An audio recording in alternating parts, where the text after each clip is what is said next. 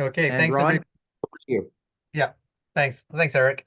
Thanks everybody for joining the CORA Town Hall on change race logistics.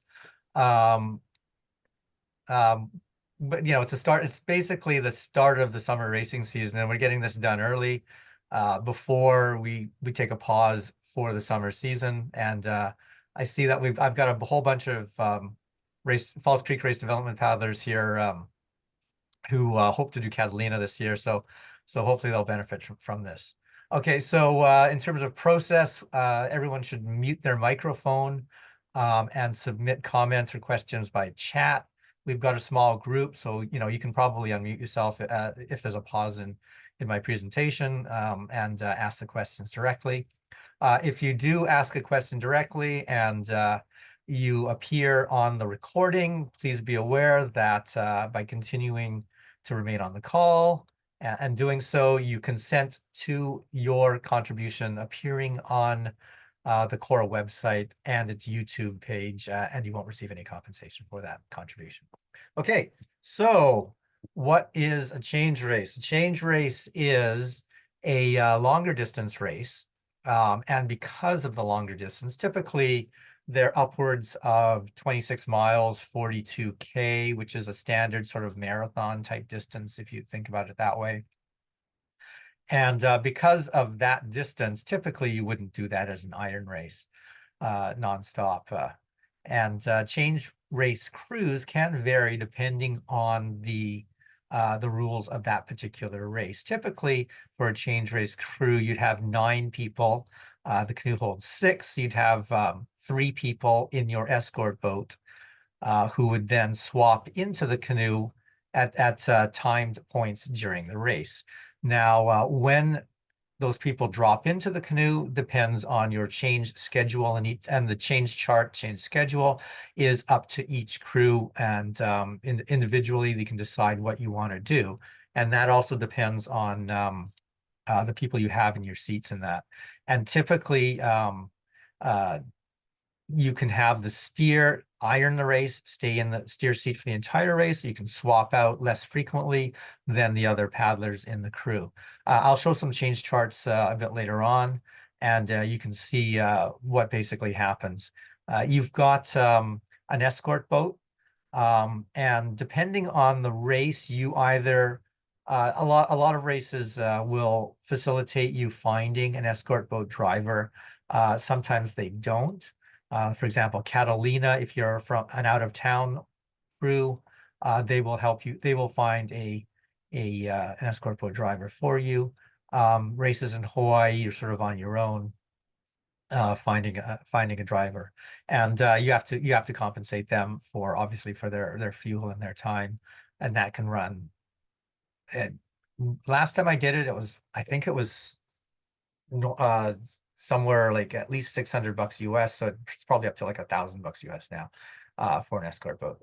And then on these change races, when you're visiting foreign jurisdiction, foreign club races, you also need to arrange for a canoe. Catalina is very accommodating because they will find a canoe for you. And Catalina, starting this year, is an all ultralight race, which is kind of cool.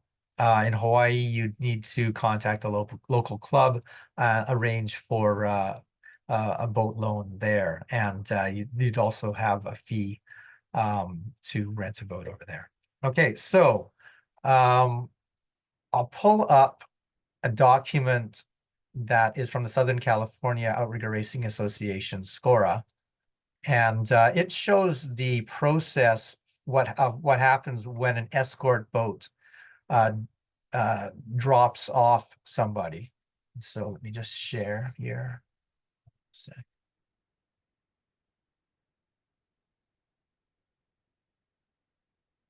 Okay, you should be able to see this. Okay, this is actually a very good document. It's available on the SCORA website. Okay, so this is the configuration at the race start. When you've got a change race, you've got, all your canoes lined up on the start line, and then somewhere behind them will be the fleet of escort boats. Now, one of the things that you need to make sure to do when you're arranging setting things up with your skipper, your escort boat driver, is that you need to make sure that they can identify your canoe, and likewise that you can identify your escort boat. So being from Canada, typically we take down a Canadian flag and we have that on the canoe, and we have a Canadian flag flying from a mast on the escort boat. In that way, you can find each other through the melee, through all the other boats, because if you're in a white canoe, you need to be able to identify the canoe from a distance, because the escort boats have to stay back and away from the massive canoes in order to prevent providing an advantage with wake or interfering with the canoes during the race. Okay, so that's the diagram for the race start. And then after the race start, you can see the canoes move ahead and the escort boats follow behind. Typically, in a change race, you've got a period from the start where the race organizers prohibit any kind of a crew change, because they want the canoes to become separated so that there's enough spacing among the canoes in the pack, so that the escort boats can come in without interfering with other canoes to drop off paddlers. Okay. So you can see in the next chart here, there is the pack of canoes on the side. There is what they call a no wake zone adjacent to it, and the escort boats have to stay a substantial distance away from the pack of canoes so they don't create wake and provide an advantage to canoes that are racing.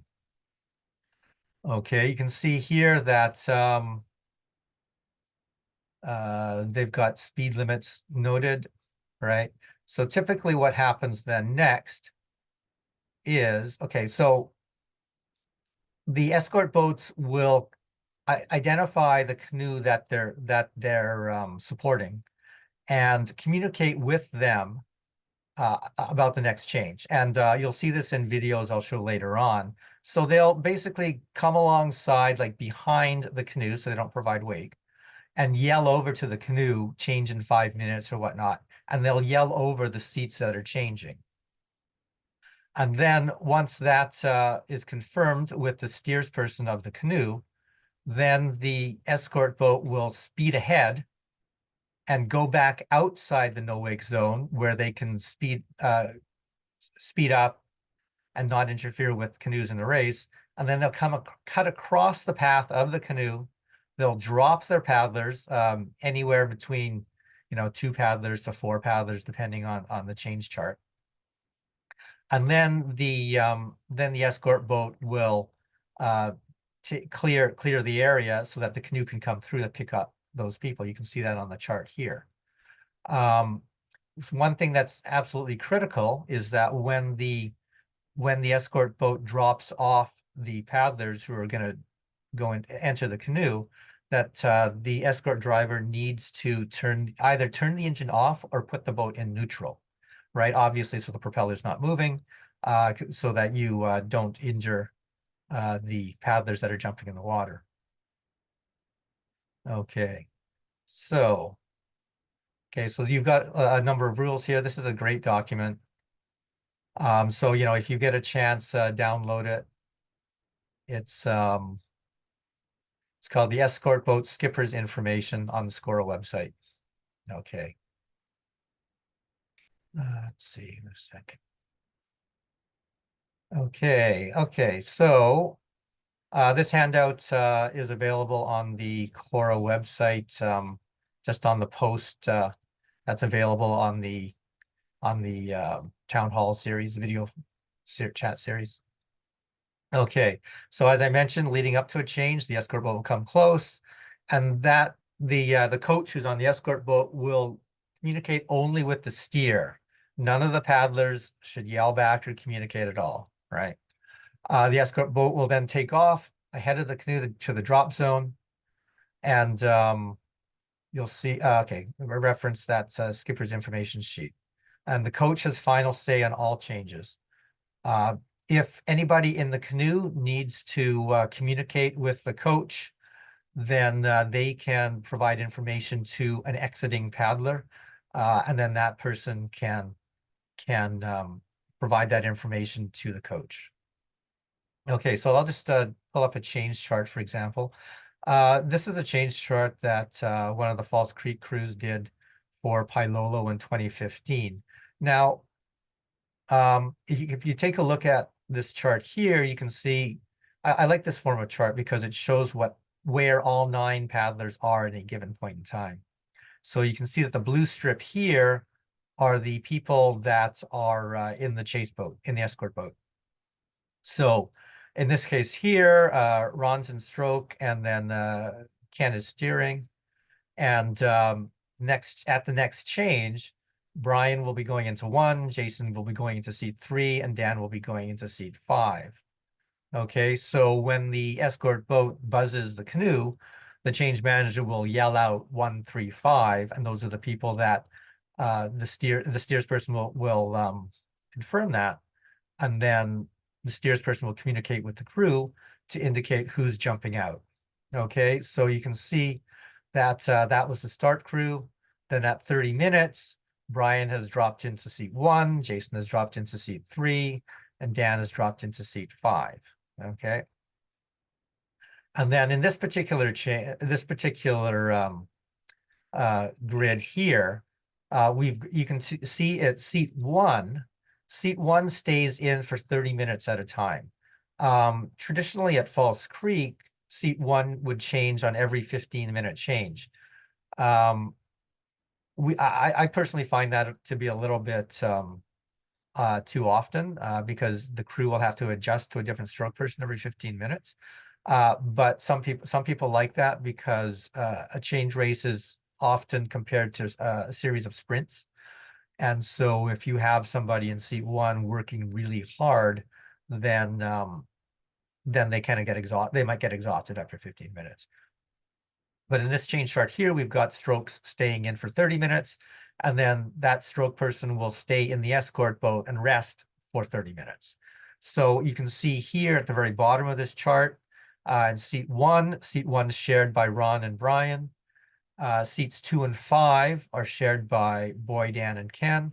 Seats 3 and 4 are shared by Antoine, Darren, and Jason. And seat 6, Steer was ironing it, and that was Ken. Oh, by the way, we didn't actually use this change chart because the conditions were really big, and we ended up having Boy steer instead. But this is good for illustrative purposes. Okay, so when you're looking at the chart, you can see that, say, seat 1 is shared by Ron and Brian. And in this particular case, in a standard change race, when people jump out and they jump back in and the boat's moving, the paddles stay in the canoe. So when the paddles stay in the canoe, that means that the people sharing that seat need to use a similar length of paddle.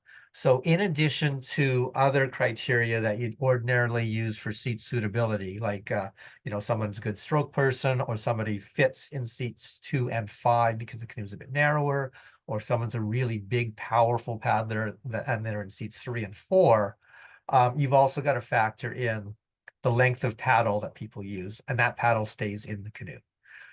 So if you've got somebody that uses a 50 and somebody uses a 52 in the same seat, then you might have to have a compromise and place a 51-inch paddle in that seat. Okay, so let's see here.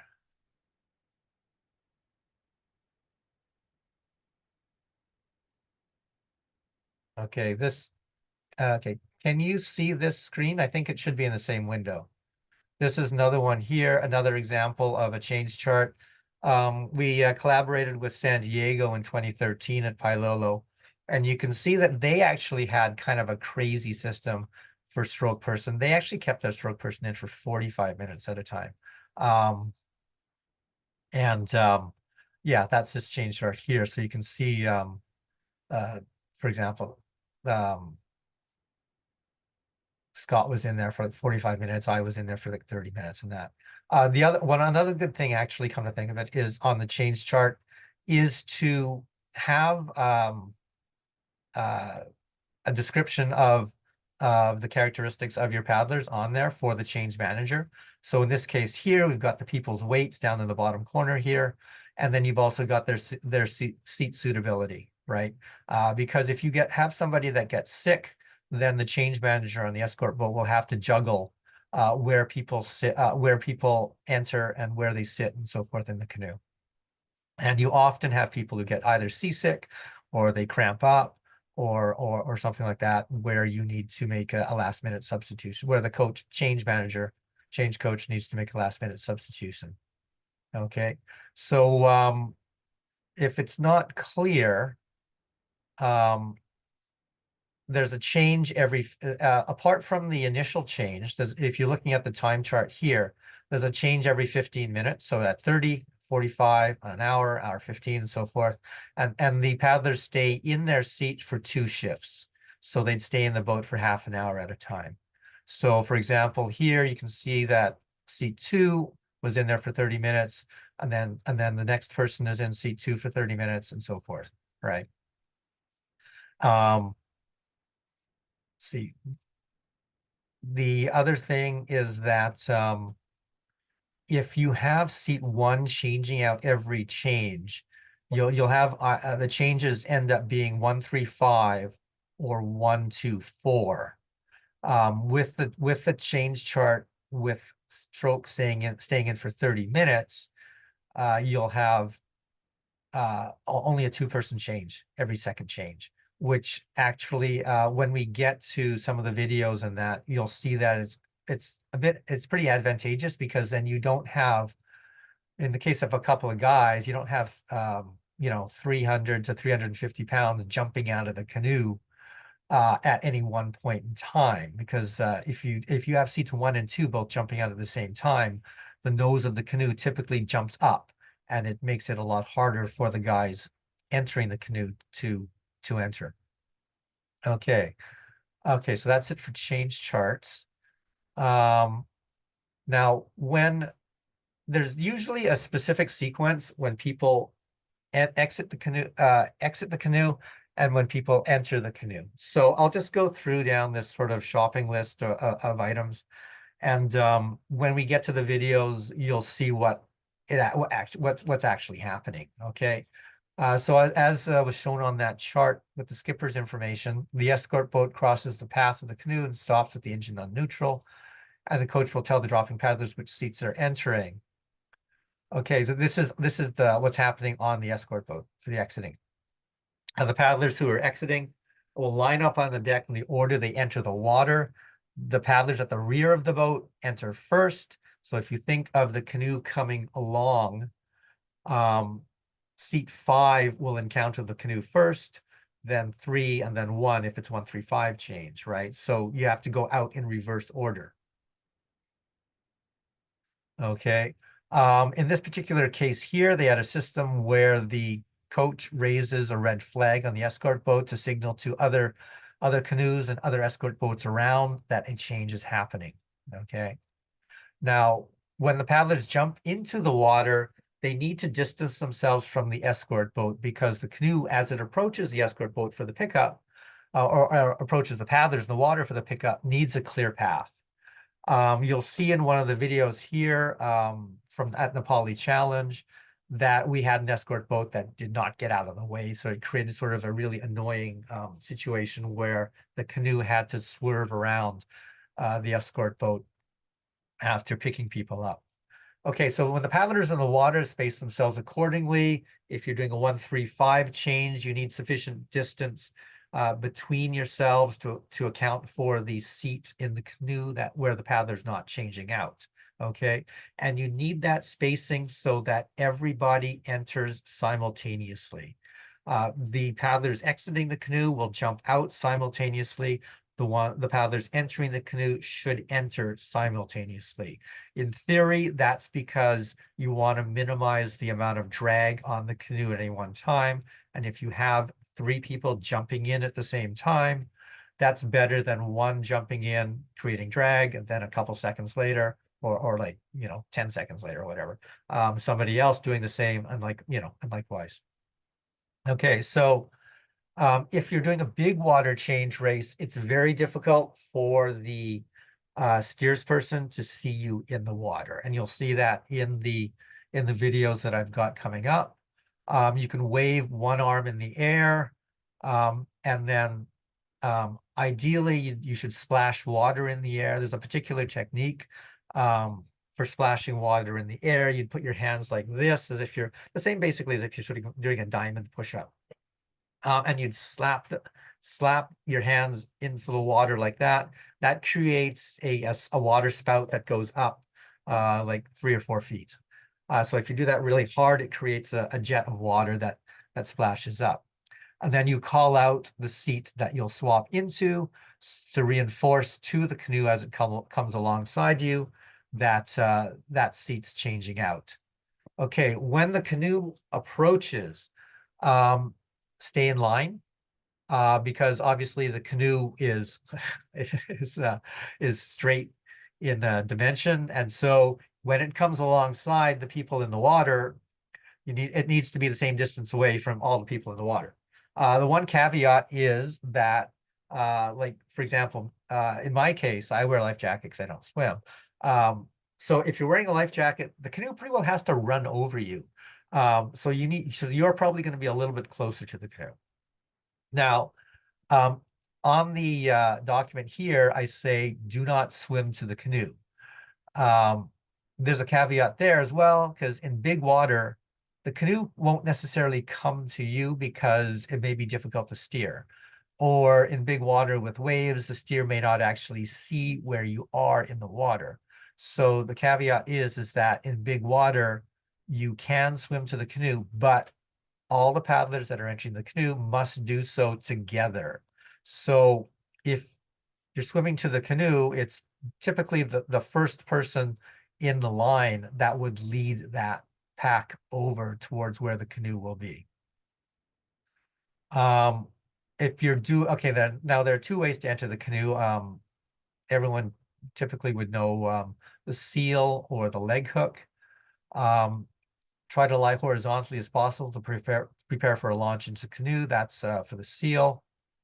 And the other thing is that you should hold your hand up, or when you're coming alongside the canoe, be prepared for the canoe to veer, because when people exit the canoe, they can exert lateral forces on the canoe and push the canoe so that it could hit you in the head. So you need to put your hands up to make sure that the canoe doesn't do that.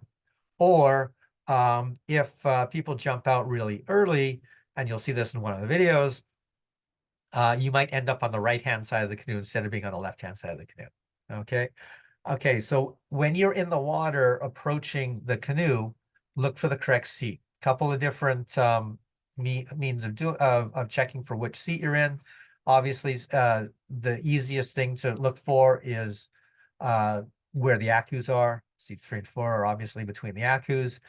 Seats 1 and 2 can often get confused, or on occasion, stroke may end up towards seat 2 because they have a tough time getting to the canoe. Okay, usually the front of each seat well is marked with colored tape, and this is for a spec boat, because with a spec boat you've got the skirt, which just provides a consistent profile down the length of the canoe. So the front edge of the seat well will be marked with colored tape, and the front edge of each seat will also be marked with a different color of colored tape, and that's for people who do a leg hook, so they know where the seat is and where they can put their foot in to do the leg hook. For limited canoes, the cockpits should be obvious. Entering the canoe. Typically, you can either, it depends on how good a swimmer you are. Ideally, you would stay a couple feet away from the canoe and then do a kick towards the canoe if you're a really strong swimmer. So you'd approach from a 45-degree angle, and the canoe's movement will assist entry. If you're not a strong swimmer, if wearing a life jacket or whatnot, you won't be able to kick towards the canoe. So it's best to, like I said, just practice this, scoot your way along the canoe, make contact with the canoe as soon as possible, grab onto the gunnel, and then work your way along the gunnel. You'll see that in the videos. Okay, if there's a skirt, it's easy to grab the gunnels because you've got fabric there and it provides a rough texture to grab onto. If there's no skirt on the canoe, you've just got plain fiberglass. So you need to wax the gunnel with just surfboard wax, X-wax, that type of thing. Then your hand will stick when you grab on.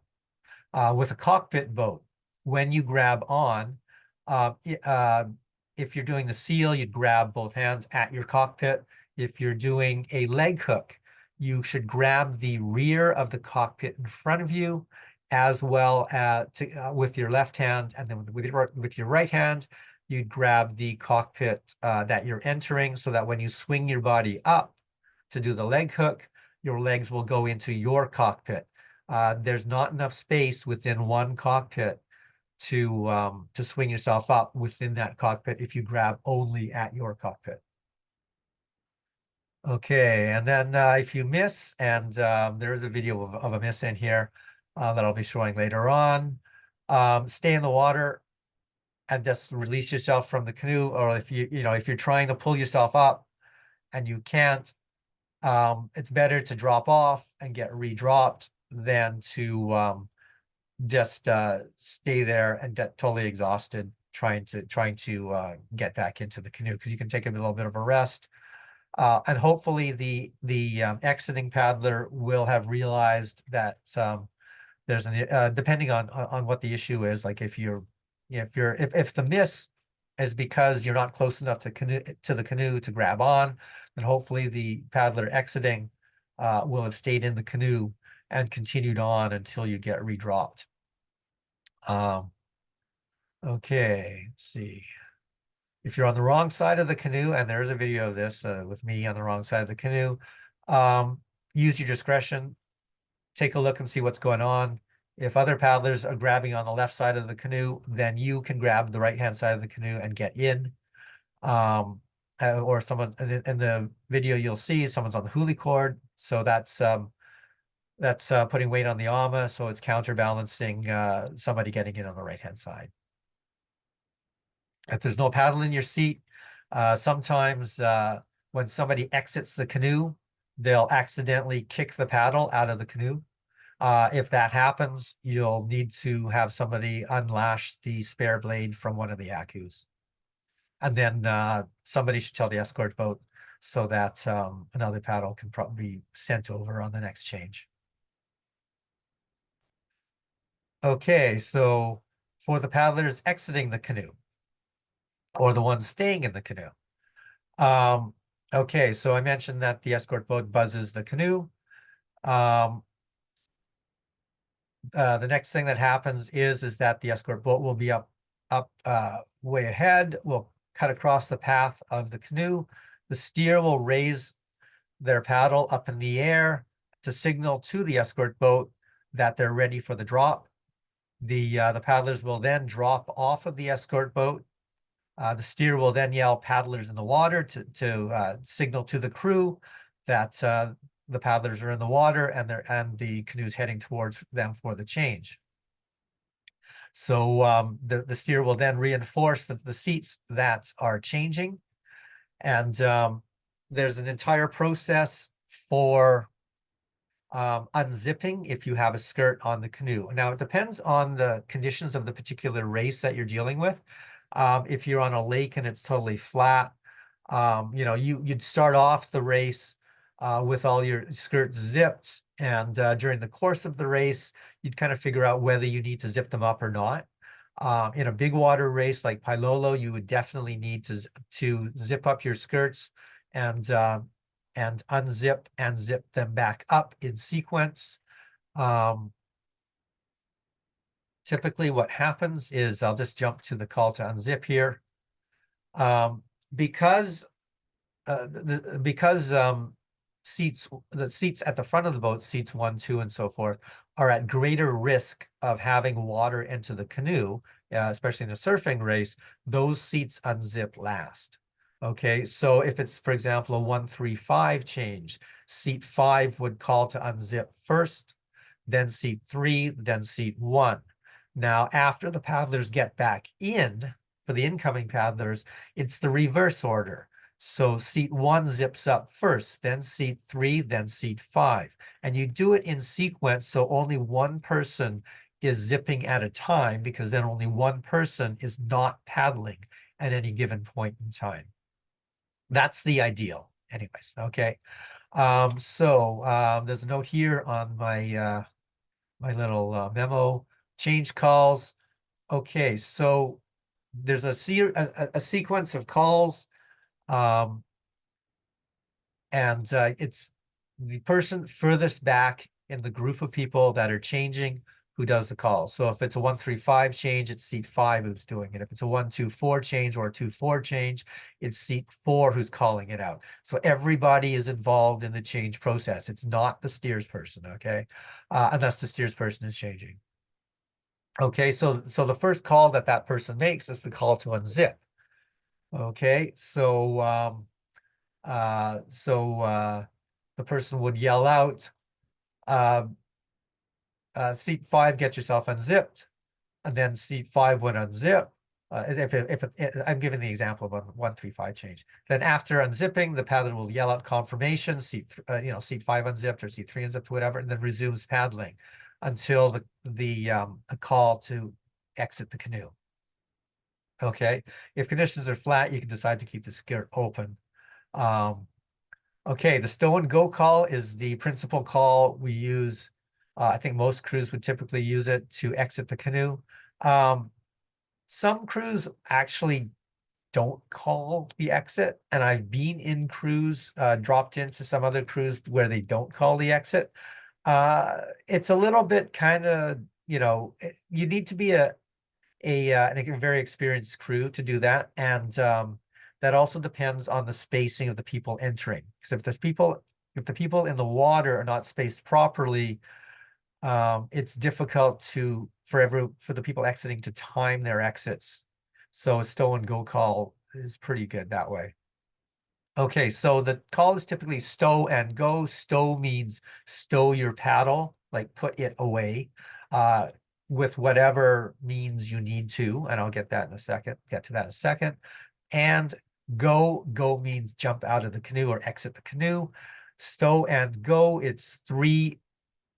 Well, actually, there's you can say ready, stow and go, or stow and go. You'll decide that among your crew. Each word is a separate stroke. It's timed to a stroke. Okay, so ready, stow, and go would be 4 strokes. Stow and go would be 3 strokes. Okay. Now, you'll see in the videos that there are paddle holders in some canoes integrated with the skirt. With an ultralight, it's integrated with the hull. If there's no paddle clip, if there's no skirt on the canoe, you would place the paddle in the canoe, and there's 2 ways to do that. You can either place the paddle on the floor of the canoe with the blade under your seat. So you put the blade down first and then rest the shaft of the paddle on the floor. The blade is curved up so that if anyone steps on the blade, it will rock, so it doesn't break.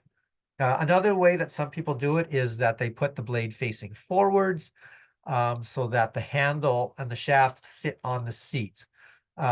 Depends on your preference. I think that if the handle and the shaft are on the seat, there is a chance that an incoming paddler may land on it and break the paddle. If you're doing it that way, typically you'd try and stow it to one side against one of the gunnels. I suppose that the advantage of that versus placing the paddle on the floor is that if you've got water in the canoe, and you might have an inch of water or so in the canoe, then the paddle won't float back and forth on the floor of the canoe. Now, there's a limit to the distance that a paddle could float down the length of the canoe, because typically you don't have a couple of adjacent paddlers exiting on a particular change. Sometimes you do, sometimes you don't. But if, say in a 1-3-5 change, if seat 3 puts their paddle on the floor of the canoe, seat 2 is still there, and that person has feet that are on the floor of the boat. Likewise, seat 4 is still there with feet on the floor of the boat. So that paddle won't go past seats 2 and 4, right? So having it on the floor of the boat isn't really that difficult. Okay, so with the stow and go call, all paddlers must exit simultaneously to prevent injury. Now, the reason for this is that if you can think about, and you'll see this in the videos, if everyone jumps out at the same time, they all land in the water at the same time, and they're separated by the distance between their seat. And this is particularly important if adjacent seats are exiting at the same time. For example, in a 1-2-4 change, you have seats 1 and 2 exiting at the same time. You don't want seat 1 exiting before seat 2, because if seat 1 exits before seat 2, they'll float down, say right next to seat 2, and then seat 2 jumps out, lands on the person who just jumped out of seat 1. And that can create, significant injury if you got like a 200-pound person landing on you. Okay. So you time the go to occur just when the first person is grabbing. You'll see in the videos that if the spacing isn't right between the paddlers in the water, you've got an excessive time gap between people exiting and people jumping in the canoe. That's not very good, because then you'll have an excess amount of time when no one's paddling. Okay, because people should paddle. If the stow and go is timed appropriately, you'll have people paddling up until 3 strokes before the people enter. So you're minimizing the amount of time when the canoe slows down. Okay. The go should be timed just before the first grab of any of the people. And that takes practice. The other thing too is that the go needs to be timed. If you're in the canoe and you're exiting and you see somebody in front of you exit, then you have to exit. So if you haven't called, if you're in seat 5, for example, in my standard 1-3-5 example, if you're in seat 5 and you see seat 1 jump out, just yell go and then jump out, and then seat 3 will jump out, because seat 1's already out, right? You don't want seat 1 floating past the canoe and then seat 3 landing on them when that person jumps out. And that might be a situation where the spacing of the people wasn't precise. So seat 1 had to jump out early because the paddler jumping into seat 1 grabbed onto the hull earlier than expected. Then seat 5 could actually see, because seat 5 is looking down the boat, and really only knows when the person jumping into their seat gets there. They can't necessarily look that far up. Okay, when exiting the canoe, you're exiting the canoe on the non-homicide, so the right-hand side of the canoe. You don't want to exert any forces on the canoe when you exit. So you want to push the canoe laterally, or you don't want to jump out and push the canoe down, because it'll bounce back up and it'll make it difficult for people to enter the canoe. And another thing is, do not sit on the right-hand side, the non-homicide gunnel, when you exit. That creates a severe huli risk, okay? So don't jump, don't exert vertical forces. As mentioned, that could cause the canoe to veer and hit people in the water. When you're exiting, place your hand on top of your head. That'll hold your hat in place, which in turn will hold your sunglasses in place. If you're wearing a life jacket, you'll bob up to the surface right away. If you bob up to the surface right away and the canoe is veered, watch out, because the stern of the canoe might run you over if the canoe had veered on the exits, because that's happened to me before. If you're not wearing a life jacket, most people don't wear a life jacket because they're good swimmers. Don't be in a rush to surface, because if there are any exits that are mistimed, staying underwater longer protects you from somebody jumping out of the canoe. Paddlers remaining in the canoe. Okay, you need to accommodate the people that are getting in. So people that are getting in are traveling along the opposite side of the canoe. And if you have to be paddling on the side of the canoe, do not continue paddling. You need to stop paddling, raise your paddle in the air. You'll see this in the video, or you'll see somebody not doing this in the video, so that the person doesn't get hit. Like when you're in the water, coming along the side of the canoe, if somebody is trying to paddle around you, that's kind of scary. And you don't know if that person is going to hit you and sort of drive a sharp paddle into your skull. The other thing too is that when people, after the paddlers grab on to get in, then you can, then if you're paddling on the left-hand side, you can start resume paddling. But when you do so, watch out for the person's legs. Don't jab your paddle into the person's legs, okay? Okay, now seat one, because they've just come into the canoe, they don't necessarily know what side they should paddle on. So the first person remaining in the canoe behind that seat needs to tell seat one what side they should paddle on. So if it was a 1-3-5 change, seat two remains in the canoe. So seat two yells up to seat one, paddle on the left, you're paddling on the left, you're paddling on the left, or you're paddling on the right, you're paddling on the right, that sort of thing, right? And then seat one knows what side to paddle on to maintain the alternating structure of the paddling in the canoe. If it's a 1-2-4 change, then it's seat two, and sorry, if it's a 1-2-4 change, it's seat three that would yell it up, and seat three would yell up. Seat one's on the left. Seat one's on the left, and then seat one knows they're on the left, and seat two, by deduction, would know they're on the right.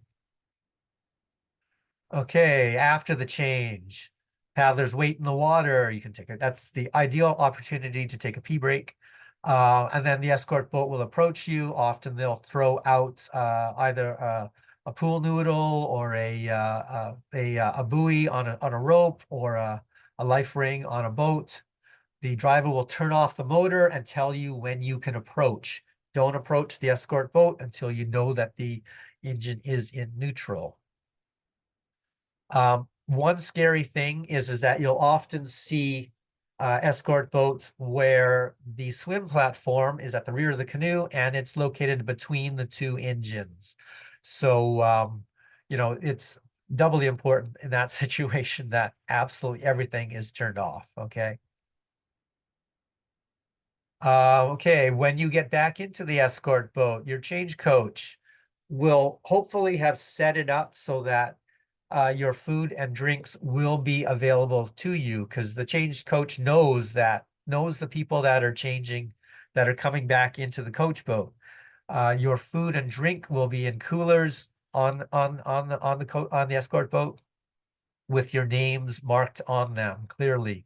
So the change coach will grab a Ziploc baggie with your food, with your trail mix, with your boiled potatoes, or whatever you happen to have with you as your race food. Likewise, there'll be a cooler with Gatorade or whatever water bottles you've got. They're all marked, and the change coach will get those for you. That avoids the paddlers having to rummage around and potentially getting seasick if they have to focus on something like on the floor of the escort boat. Okay. Paddlers will be in the escort boat for the remainder of that change period.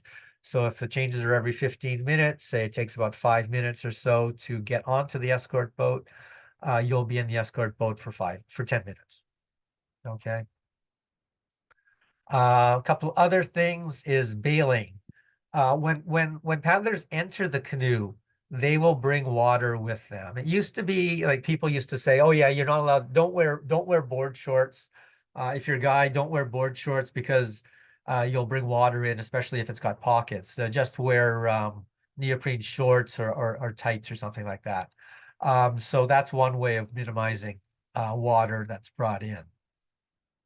The boat must be bailed when you've got an inch of water in the canoe, because an inch of water is like 100 pounds. So that creates two things. It weighs the boat down, and two, it creates a hoolie risk, because that water will slosh back and forth, left and right, front and back, and it creates a hoolie risk, especially if you're in big water. There's two times when you can bail like at any point during the race, but you often have people bailing around the time of the change. Now, if there's water in the canoe before the change, it's a good opportunity for an exiting paddler to bail before the change, because that person is tired. And so instead of paddling, they can bail. Mind you, bailing is still tiring as well. Remember, for effective bailing, you're throwing water in the air, you're not pouring. And when the people come in, it's better not to have a fresh person bail, because that fresh person has a lot of energy and can, help get the boat moving again after the change. However, if there is still lots of water in the canoe and the person entering the canoe can figure that out because the skirt's totally unzipped at this point, then that person should bail. And the bailing seats are 3 and 4. In a surfing race, you might have a bailer up in seat 2 as well, because when you're surfing, the nose is down, water will pool at the front of the boat. Okay. Okay. Each bailing session should last less than 30 seconds, so it's really a quick process. We place bailers on hooks, or sometimes people use Velcro, but place them on the hooks in the canoe. Do never throw a bailer onto the floor of the canoe, because that bailer will float down the length of the canoe, because the water in the canoe, and then it'll be impossible to retrieve when you need to bail. The other thing too is that if it's on the floor of the canoe, potentially if there's a hoolie, it may float out of the canoe, like if you don't have a skirt, right? Hoolies, if there's a hoolie, tons of literature out there on hoolies. Okay, if anyone is sick on the boat, that information needs to get to the change coach on the escort boat. So you tell that to an exiting paddler. So if you're sick and you're not exiting on that particular change, tell an exiting paddler, to tell somebody on the coach boat, to tell the manager on the coach boat. The change manager will then rejig the schedule to have you exit sooner rather than later, or they might even introduce a new drop to get you out of there, depending how badly you're feeling, and get another paddler in there. Okay, so that's it for that. Any questions from anybody? A sec here. Ron, I was just, this is Eric. I was just going to Yeah. comment that change etiquette is certainly, improved through practice. So, and your safety, change races are risky. And Ron and I are both personally aware of incidents that were, like like nearly catastrophic. So I don't want to scare anybody, but the risk, the general risk profile for this kind of racing goes down through practices, and I know Ron's going to speak about the practices for sure. Yeah, that's right. The biggest risk, of course, is getting what's called being propped. And that's when the engine of the coach boat or the escort boat is still on and moving. And basically the coach boat runs you over. That propeller can tear up your back or whatnot. And there definitely are incidents where people get severely injured with sort of life-altering changes. And Because of that. even locally in Vancouver, Jan Chavry had an incident when we were racing Nepali. Yeah.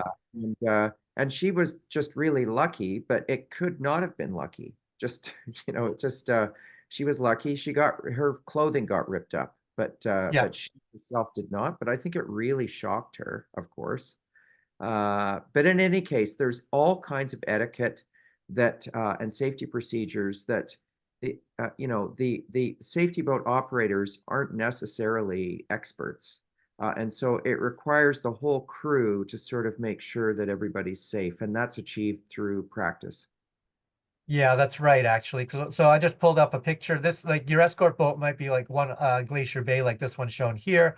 You can see that the swim platform is on the back between the two engines. So when you're getting on board the escort boat after a change, you're climbing up between the engines. So those engines have to be off for you to get on, right? Okay. Now I'll just show a whole bunch of videos, which is it's actually pretty fun stuff here. I think so. Okay, so I'll start chronologically for a bunch of videos that it's a bunch of videos from races that False Creek did over time. So okay, here's Seattle Change Race in 2011. We were preparing for Pilolo 2011, which I've also got. So wait a sec here. Okay. A sec here. Let me try and get Just as this. Ron is preparing the video, I can say that the Seattle Change Race is a really excellent preparatory race for other. I mean, it's relatively flat water, which means it's not terrifying, and I mean, there's lots of boat wake and things like that on that lake, but it's a pretty good proving ground for people to cut their teeth on their first handful of change races. Ron, I think you've got it going. Okay. Actually, yeah, and I heard though last year they changed it from a regular change race to a beach changeout race. I'm not sure if that's true or not.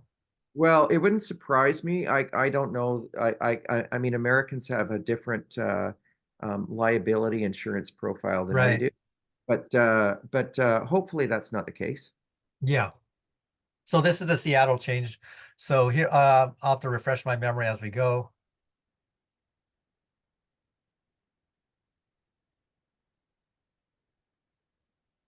Okay, so you'll see here that the guy in seat 3 doesn't lift his paddle in the air. See? So that's me kind of getting messed up on my entry there.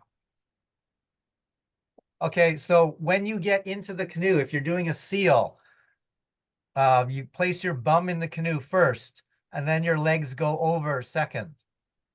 That's the best way so that you're not dragging your legs in the water. You'll see with a video later on that after you get your bum in the seat and your legs in, you should flip up your skirt before grabbing your paddle, and then that sets you up to zip up properly with one hand. So we'll just continue on here. So see there, I didn't adjust the skirt. So the skirt is actually, I'm sort of half sitting on the skirt. So that's not really ideal if you're in a big water situation, but here we're on flat water. But anyways, okay.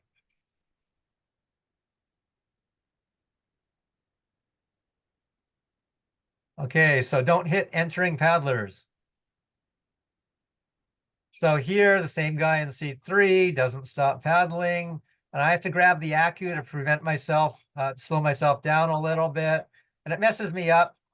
And then I miss the hull, and I have to use the Accu to help myself up, do a little bit of a spin to get in the seat, and then you're up.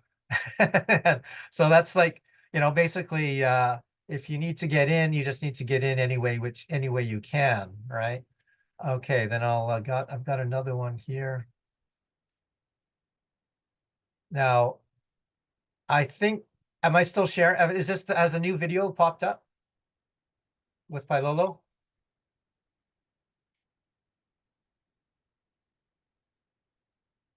Ron, yes, yes. Yes? Okay, good. Okay, so this one here, let me just scroll back for a sec. Yeah, because I just kept the video player open, so it should have changed to the new one. Okay.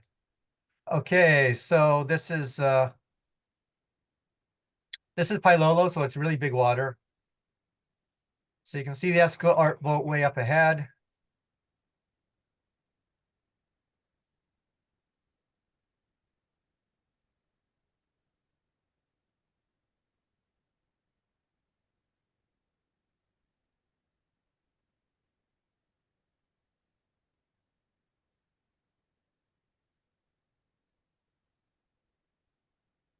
Okay, the guys just jumped in the water.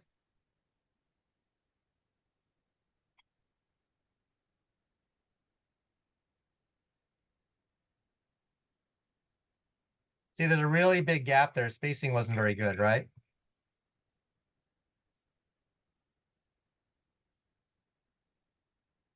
Okay, so he adjusted his skirt before, but he shouldn't necessarily zip up first. You should get the boat moving and paddle before zipping up, because he's at the back of the canoe and it's not crucial for him to zip up right away. So it's more important to get the boat moving before zipping up. And I just, I'll interject here and just say that these are little nuances that are ironed out through practice. So this Yeah, is what exactly. for.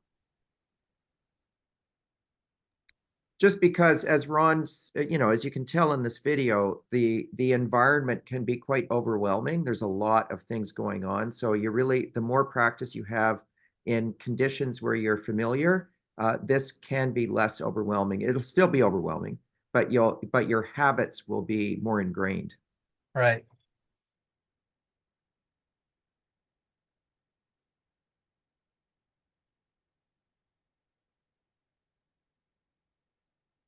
Okay, so I think on the next one, it's where I end up on the right-hand side of the canoe and entering from the right-hand side of the canoe.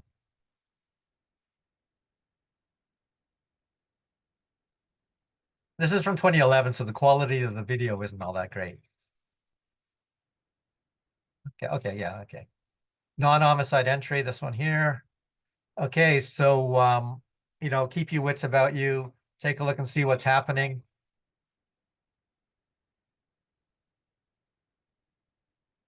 So you can see that the nose of the canoe is swiveling around because of the waves. And when you're cresting over waves, the steer can't necessarily see where the paddlers are in the water.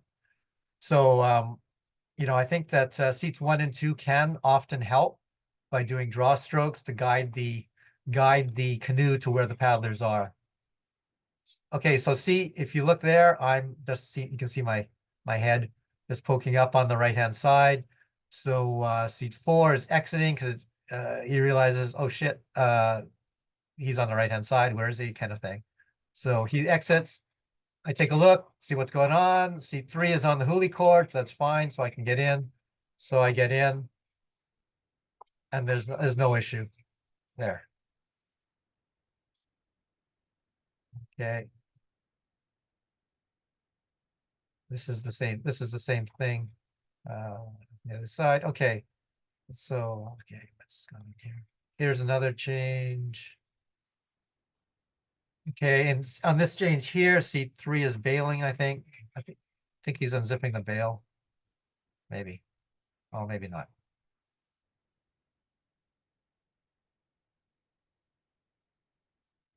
See, they're not lined up. Spacing's kind of big.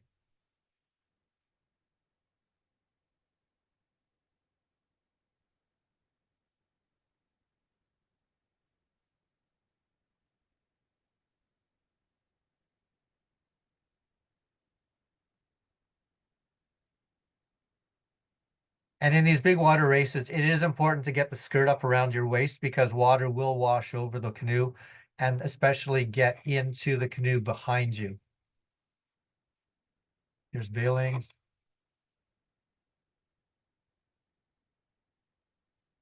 Is that you, Ron, in seat 4? Yeah.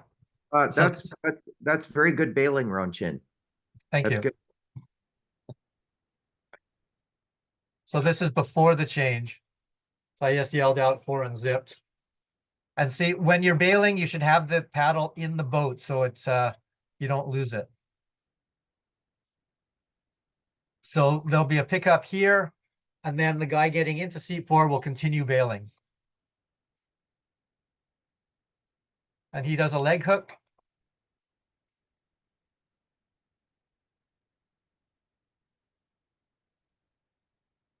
So people behind are yelling bail because there's still lots of water in the canoe.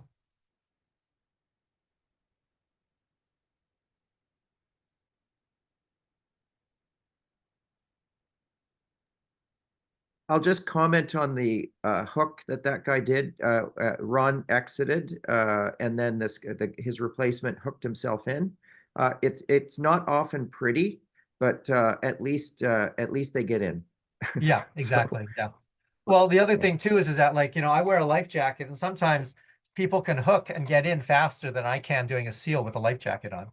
Okay, so let's play that again. So this shows you how important it is to have your skirt zipped up, because if you're in a big water race, you might have a wave wash over the canoe. So here's and this is in the middle of the boat. The guy with the wave hitting him is in seat 4. So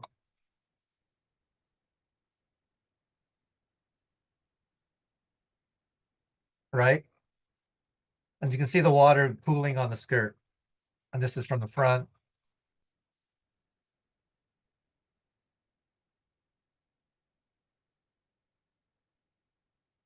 Okay, so this one's actually a really crazy change. So after the steer, Corey Taramura, who Eric you probably know, yells out, "You need to better line up!" And then this crazy thing happens here. So in this particular change, you'll see that Ken, who's entering in seat 5, he bonks his head on the rear Aku, because a wave picks him up, and his head conks. And you'll see after he gets in that he's holding his head, in pain. I uh, I am wide, so I have to grab onto the front Aku and actually grab onto the huli cord before grabbing onto the hull to enter. And then Edgar, who is going into seat 1, because the canoe is wide, he ends up getting to the canoe at seat 2 and has to scurry along back to seat 1. So that's what's happening here.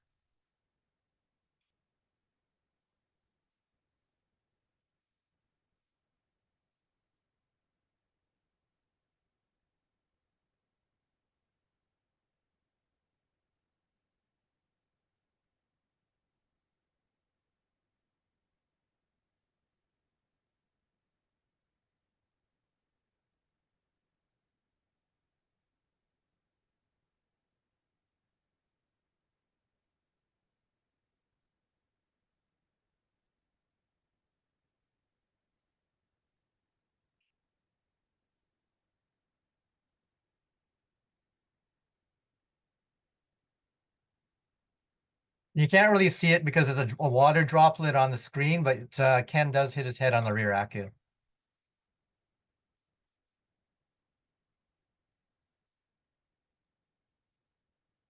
And not to scare anyone, but those head wounds can be very dramatic. Lots of superficial blood. So you want to try and avoid that. It's an instinct to lift your head away from something, and therefore you can hit the iaku on an exit if you're not careful.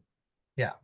And then you'll also see in a later video, Kenneth Ong be submerged by a wave when he's trying to enter as well. So in this case, Ken Workington was lifted up by a wave, so he hit the Aku. In the next one, you'll see that later on, you'll see that Ken was submerged and then missed his change because of that. Okay, this is Seattle in 2012.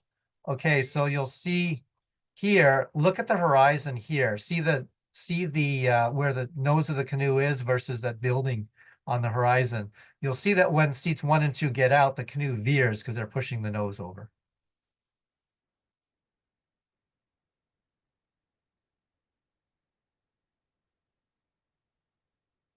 So often if you're steering in a change race, you'll have to poke on the right-hand side to prevent the nose from veering over. And so this is a change without a skirt. These are really good exits here. So this everyone's really timed the 3 people getting out. It's a 1-2-4 change.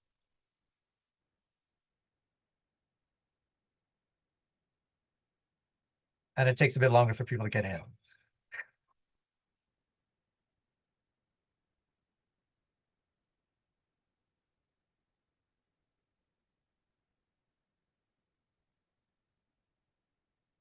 And so the sides are a bit mixed up to start, but then gets fixed up. And ultimately the bottom line is that people just need to get in the canoe, So if someone's having trouble getting in, you just need to grab them and haul them in. Okay, exiting guy there put his bum on the gunnel so that, you know.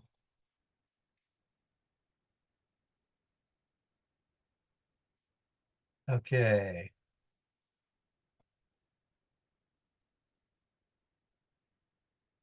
Okay, and then these are changes with by Lolo in 2013.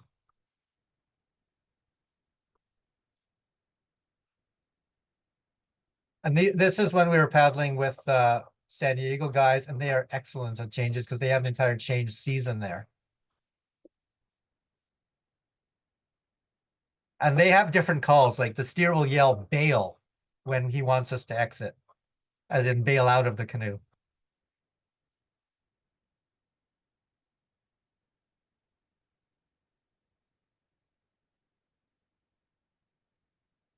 Oh, okay, yeah, that's right. So in this case, I was wide. Scott stayed in the canoe in seat one because he recognized that I was too wide to get in, reached over, grabbed me, and hauled me over to the canoe. So you know, if you're exiting the canoe, you need to keep your wits about you and look to see what's happening. Don't just blindly exit.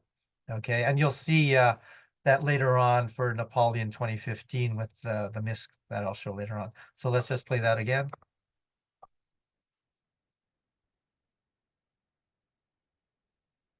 So basically, I can't swim over to the canoe fast enough to get there because I'm wearing a life jacket. So Scott reaches out, hauls me over, and then I can get in.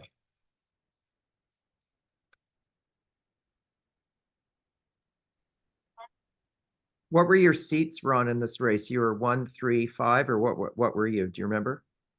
I was a sec here. Let me just check. See, I was in one. I was 1 and 5. Yeah, 1 and 5. Just 1 and 5. Okay, Yeah. gotcha. So, I mean, for just to give some people on the call some assurances, you do practice over and over and over again to exit and enter specific seats. So you do develop competency in specific seats. And seat one is harder to get into because the canoe is higher at that seat. It's higher up. And Yeah, especially there's if you've got seats 1 and 2 exiting, the canoe will bounce up. correct. And Yeah. yeah. Okay, so I'll continue this now.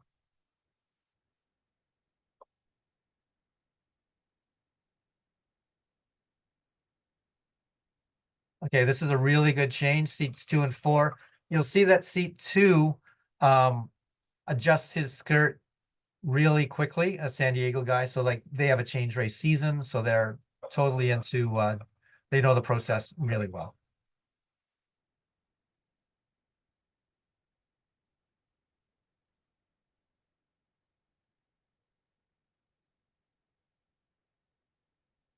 And this is just a 2-4 change, so the canoe maintains some speed going through.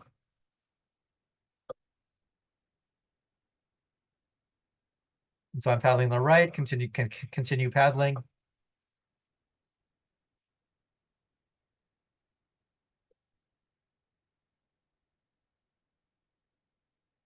And so since the guy in seat 2 adjusted his skirt, he can zip up with one hand really easily, and the back of the skirt's in place.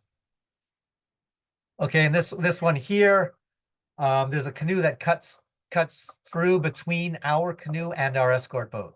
So you need to be aware of things like that when when people are dropping. So if you're in the water, watch out for other canoes, including in addition to your own canoe. Okay, the guys are in the water now.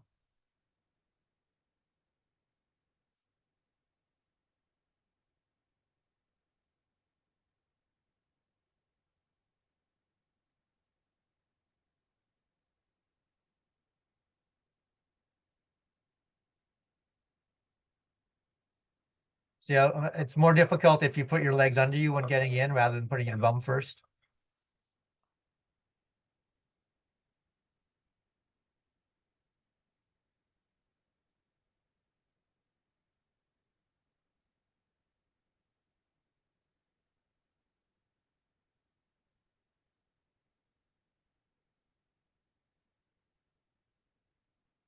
Just another change.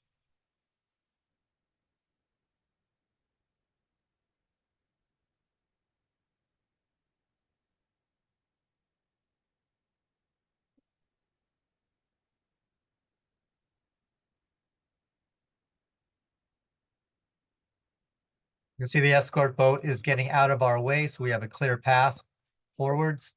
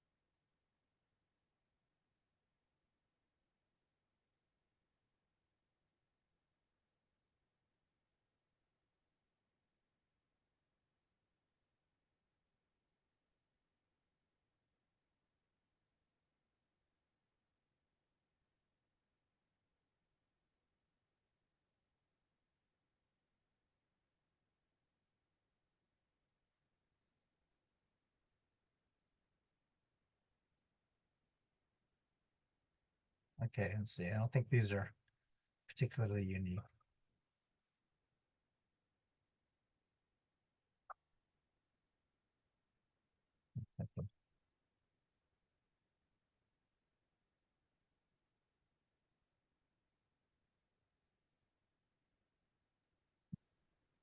Ron's, mentioning these Californians and Hawaiians, of course. They have much longer training periods for this kind to develop competency than we do. We have, I mean, realistically, 6 to 8 weeks a year to train in our local waters, right? And then we haven't even had a change race in a number of years either, right? Right. Locally, Seattle's the only one close by. Yeah. Vernon's resurrecting it. So that's fantastic. So yeah.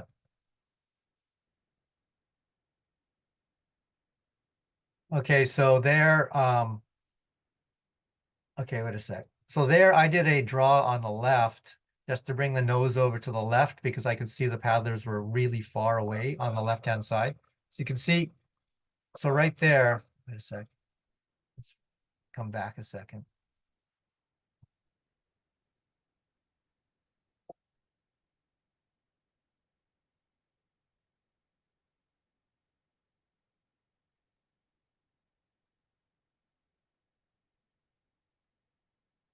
Yeah, so the paddlers in the water far off to the left. Because steer can't see over the crest of the wave, right?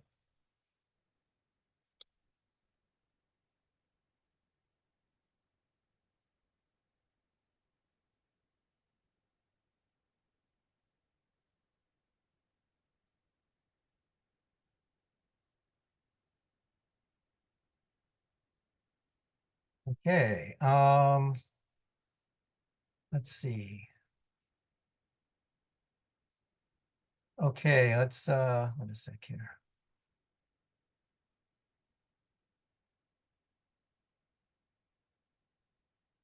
Now these are the same San Diego guys when they went to Pailolo in 2014, and they had a head cam.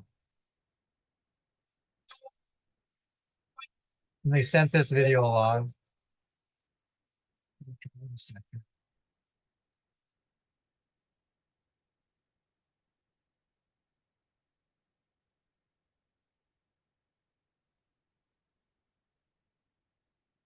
So this gives you a first-person perspective.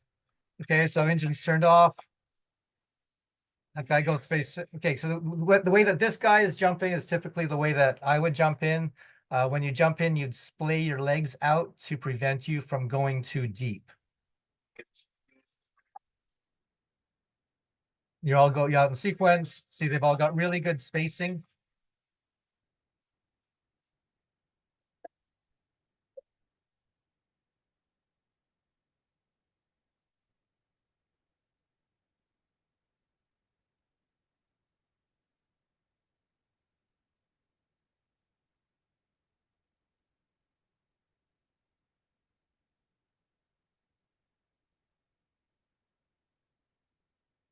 And 2014 was actually a flat year, but they managed to find waves on Pailolo. So this is them surfing.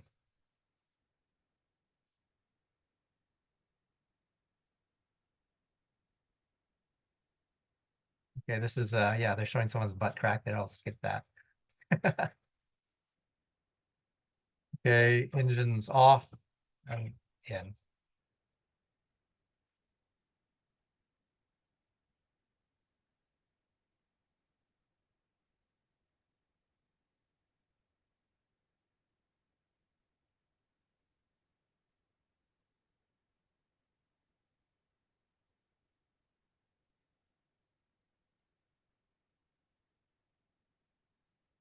So the guy wearing the camera's in seat 5, so he's helping out steering.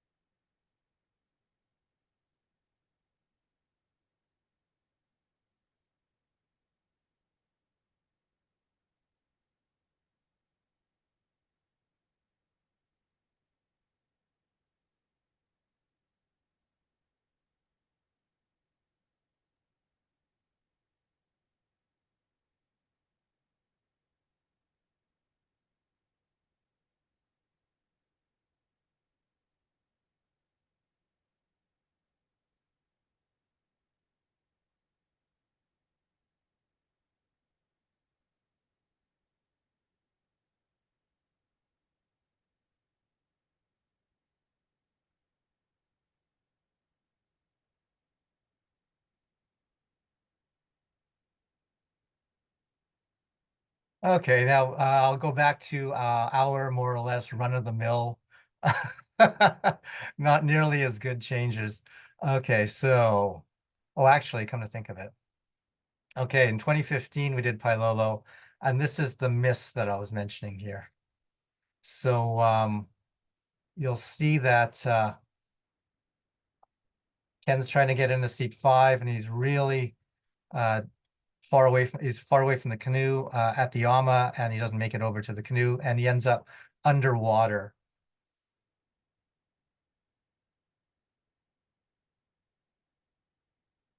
This is when we teamed up with crew from Bellingham in 2015.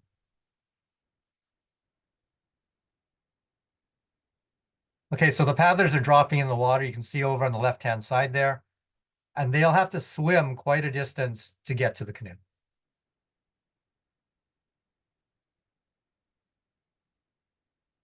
So trying to get the canoe over to the left-hand side a bit more. See, they're swimming actively. Getting to the canoe. I'm trying to figure out what's going on. See, okay, Ken, see there's Ken right there by the ama. And he ends up missing because of that. Compounding that miss is that the guy in seat 5, coincidentally also named Ken, jumped out. And so there was an empty seat until the redrop.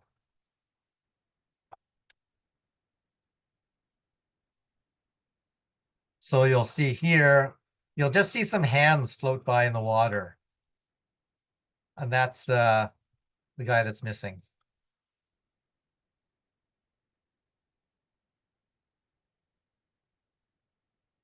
Right there. See that? And so the guy that's in the canoe doesn't see that. And so he jumps out after the fact. So let's do that again.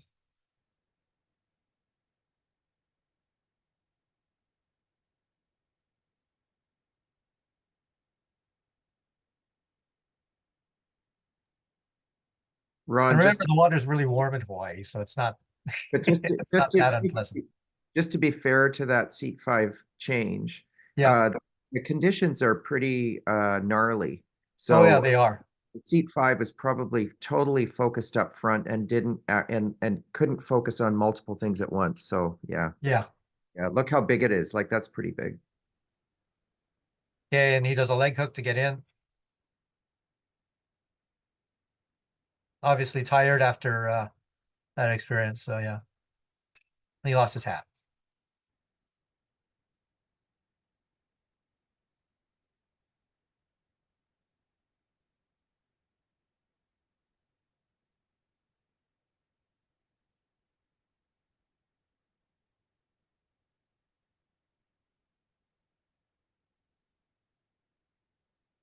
Okay, so okay, this one's good. This video is good because it shows the entire process. This is us at Catalina in an ultralight. You can see that the ultralight gunnel is low to the water, so it's actually not that difficult to get in. Okay, so if I scroll to 4 minutes here, okay, so this here you'll see in the background the escort boat coming up towards us. They'll yell over to us, and this is where they tell us who is exiting the canoe.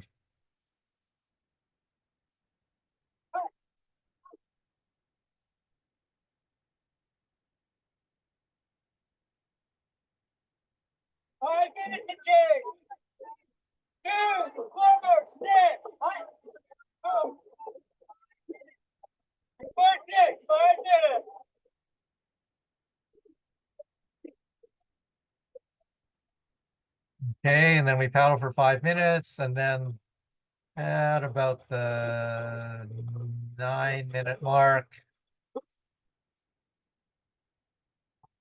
I'll lift my paddle in the air to signal to the escort boat, which is sped ahead, that we're ready for the change.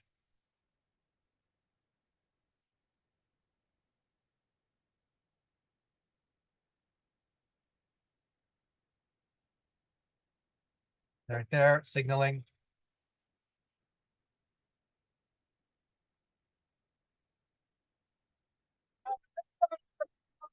Yelling when the paddlers are in the water so that people know that it's coming up.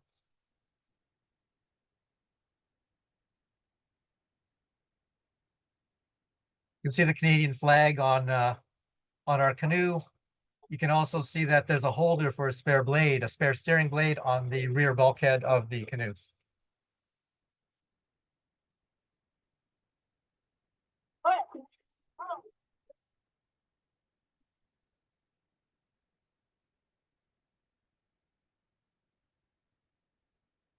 So on an ultralight, for a steers change, the steer has to get out. There's no what's called seat 7.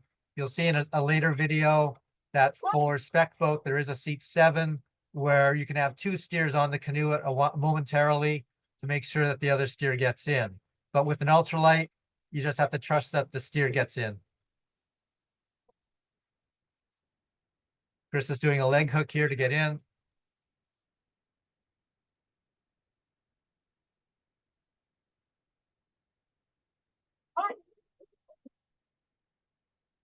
Okay. Here's another video here. This one, Hector's getting in, and he does a very good job of getting in with his bum first into the seat. This is just at the 1 minute mark. Oh, wait a sec.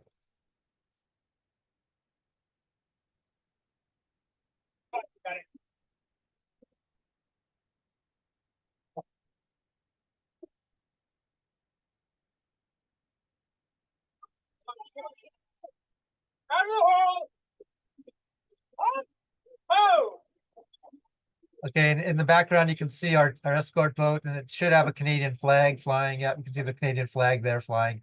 So that helps us identify the escort boat, because there are probably a couple other escort boats that look exactly the same on the course as well.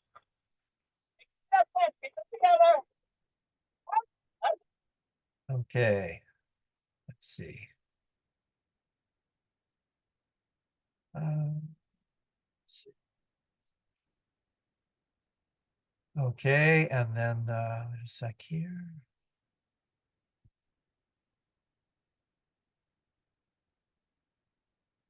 Okay, now the next changes are at Nepali Challenge, and Nepali Challenge is a little bit different because it's a full crew change.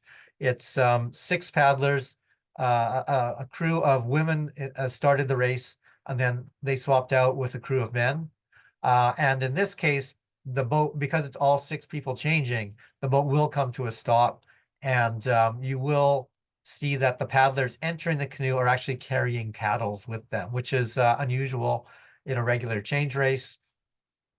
But because the canoe's coming to a stop, basically you can in this case. And because it's a men's crew and a women's crew swapping, there might be quite a bit of variability in terms of the paddle length that people use. So let's see, front facing first. So this is at the 1 minute mark. Okay, so you'll see our escort boat coming alongside. This is the one where the escort boat does not clear our path, which is a little bit annoying. See, it's got a Canadian flag there as well. Okay, we've just jumped in the water. See how the escort boat is right behind the paddlers, so it doesn't provide a clear path for the canoe.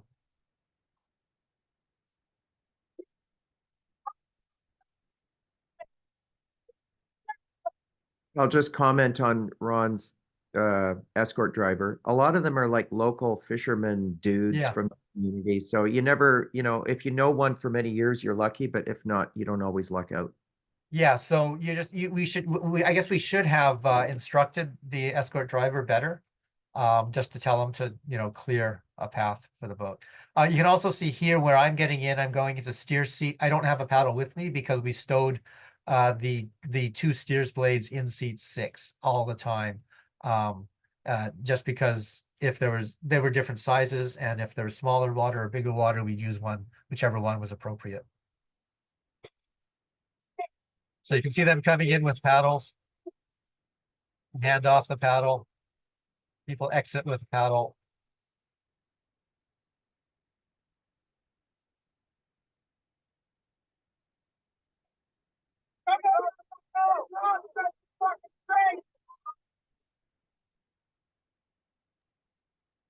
That looks like Lotsie in seat 3. Yeah, that is Lotsie in seat 3. He dropped in for the Oh crew. yeah. Okay, this is the same change facing the rear.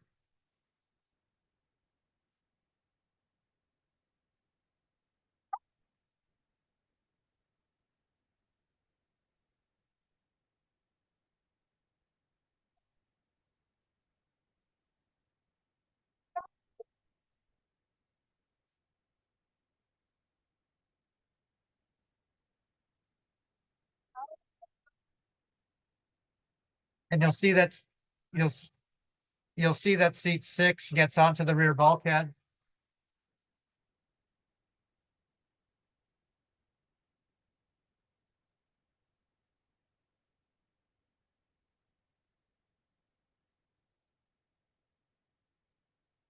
So seat 6 makes sure that the new steers gets in before they exit.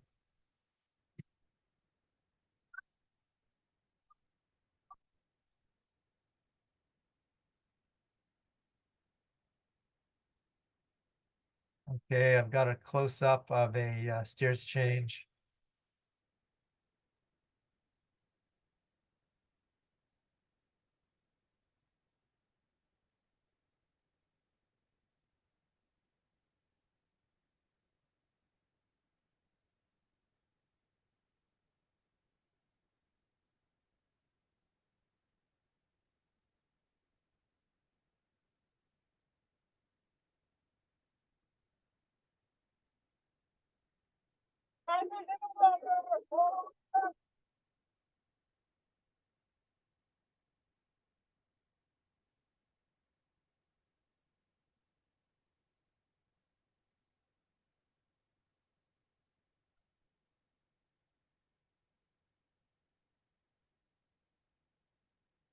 Okay, this is where I'm getting up onto the rear bulkhead, so Andy can get in.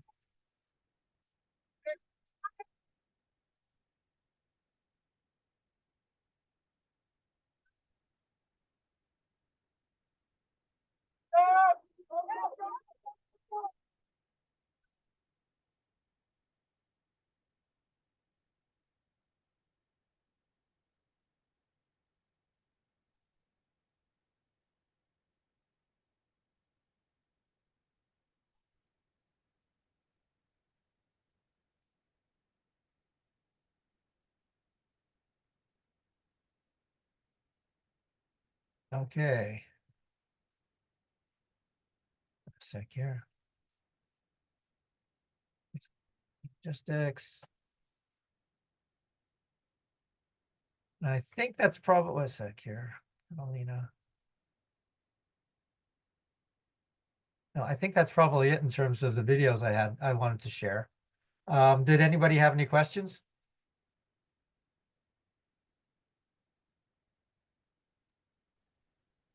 Hey, Ron, if you still want me to jump in at some point in time and talk about Vernon.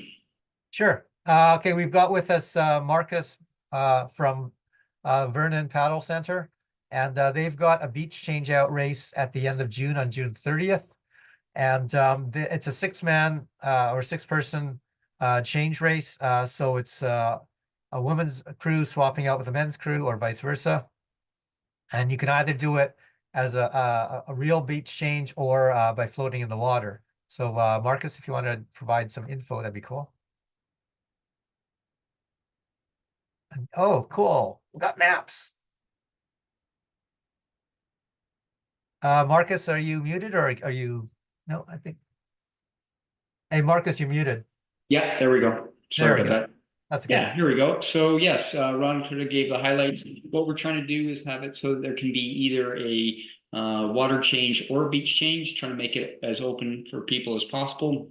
It's 8 times 5K laps. So it's similar to the Nepali sort of end of things in that we're doing 6 men, 6 women.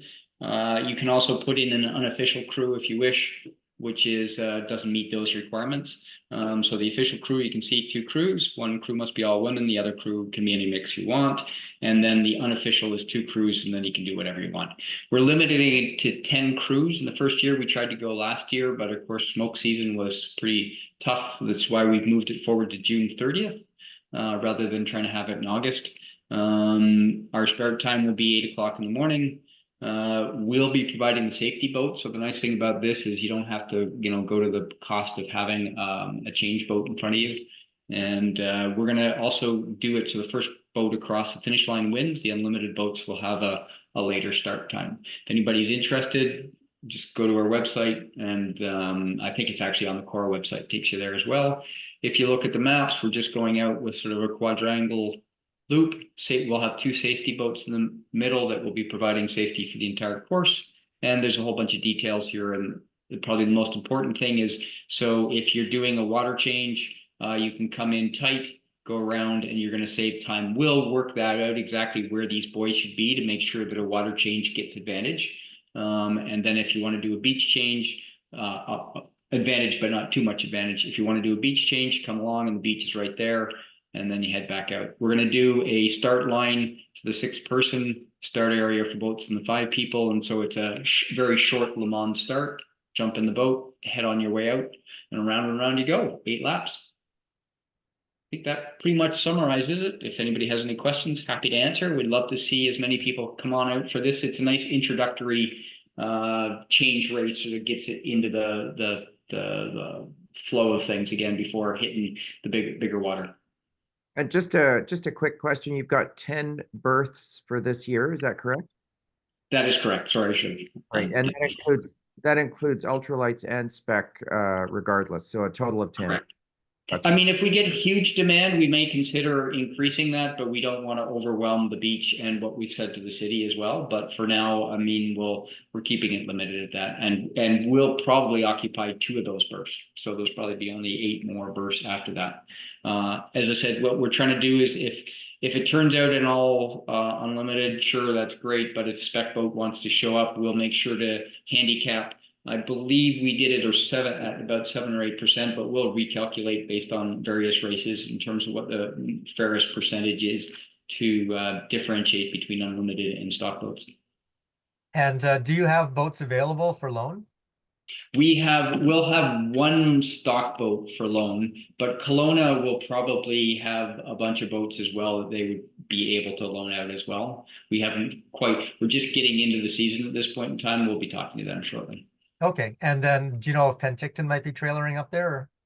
I'm hoping to. We had Penticton and Kelowna, and Calgary was interested last year, and there was one other. Oh, actually, might have been you guys that were planning on coming. I can't remember. There was at least one from the coast that was coming as well, thinking of coming. Oh, okay. Maybe maybe Kapunas or Ohana or somebody. I'm not sure. Yeah. Yeah, I don't remember. I have the emails, etc. Unfortunately, with what the smoke ended up doing by the time we got partway through July, it was we were hoping, and then it was just no way is this safe to do.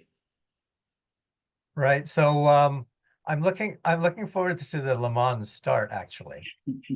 Oh, are you hoping it's going to be a longer Le Mans, or you want us to have a kilometer for? What was that? Do you Or want us to no, have a kilometer long Le Mans start? no, it's just I sent you a video actually. Did you see that one or? No, I didn't actually. Oh, let me just check. Let me just let's see. Marcus, just while Ron's hunting for that video, how for the ones doing water changes, how many meters from the shore are you expecting paddlers to climb out? So they'll have to, we're not quite sure, but it will be a swim from the shore. It's not that far to actually even the time. So it's not going to be 100 meters by any stretch. It'll be Okay, much. great. Gotcha. Okay, Okay. so this is the Le Mans start from Shall I stop? I'll stop 2013. sharing. Okay, yeah, stop sharing. Okay. Okay, so this is the Le Mans start from 2013 when it was just a distance iron race actually, but it was still a Le Mans start. Let's see.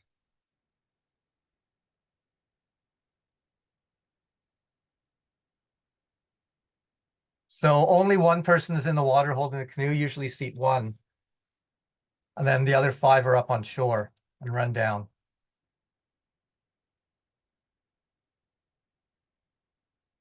No wonder you want to do Le Mans start again.